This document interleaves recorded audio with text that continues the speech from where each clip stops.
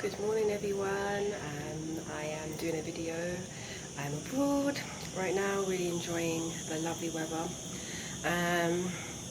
But like any time, the universe is not letting up on me in terms of growing, transformation, and it's all good. I'm going through an amazing period of my life right now in terms of gaining more awareness, letting go of patterns that are not serving me. So this brings me to the topic of this video. So it's about really thinking about how we've learned to obtain and receive love. And when you start to think about that, it's always gained in how we think we can get love. It normally comes from how we've seen our parents behave in terms of receiving love from other people, and we take on those patterns because then we believe, obviously, if our parents act like that, then I will be able to get love by acting that way as well. And so I'm going to give you some examples. So for example, you could say your dad was always quite manipulative in terms of the way that he got people to agree with him and be on his side. And as a child, even if you wasn't consciously aware of that, you did take it in subconsciously, and you started to realize that that's the way to get people to be on your side, that you have to manipulate people's emotions for people to, when it comes down to it, to love you. So when I say the word love, I don't mean such a literal sense, but when you go down to the core, anything that we are trying to do, we're trying to feel loved in that moment.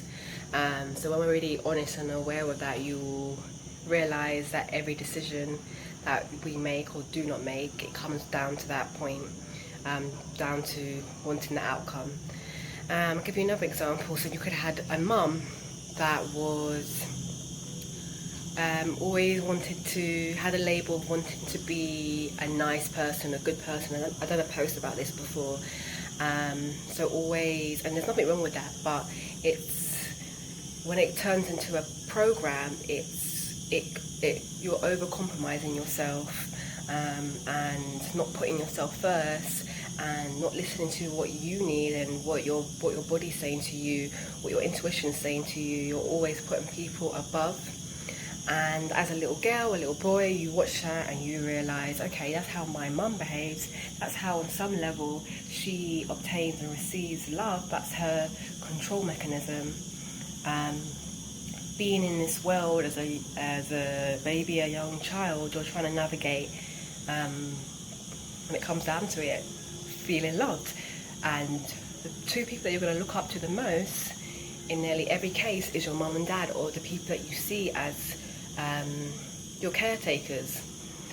So we take on a lot more than you think, even if, as obviously a little child, you think that when we haven't got the capacity yet to understand that, but we absorb so much in our unconscious mind. So with that said, also it can be traits that are more positive as well. It doesn't have to be something that we perceive as negative, but as a whole, the reason why I'm sharing this message is because, as I was saying, I'm constantly healing, and that's what life's about. I'm constantly gaining more awareness and things and programs that I no longer serving me, and I'm being forced to let them go. I'm becoming aware that I definitely have had a program of wanting to play small, wanting to just fit in, wanting to be that nice person, because that was my control mechanism of controlling that I am accepted and loved by others. And life has a funny way of pushing you to a point where that's showing you that pattern of behaviour is no longer serving you. It's served you up to this point on some level, but where you're going now and what you're experiencing in your current reality, it's not serving you. And a lot of time, the signs of that is through how we feel towards other people, in terms of we might start to get frustrated, annoyed with people, we might start to have anger towards ourselves more. And these are the feelings when you're feeling a level of tension, emotional friction. You need to really take the time through whatever means works for you, such as journaling or just being present with yourself, breathing in, to really reflect on, okay, what's going on for me right now? Am I listening to myself? And in relation to this topic, what always bring it back to yourself, because that's where we're empowered, and that's the way that we actually can control our reality, is coming back to ourselves. And when we feel frustration towards other people, coming back to ourselves and really just acknowledging what pattern or belief am I holding on to still that is not serving me and it is making me feel this level of frustration, anger, whatever emotion that's causing me discomfort, that I need to let go of now.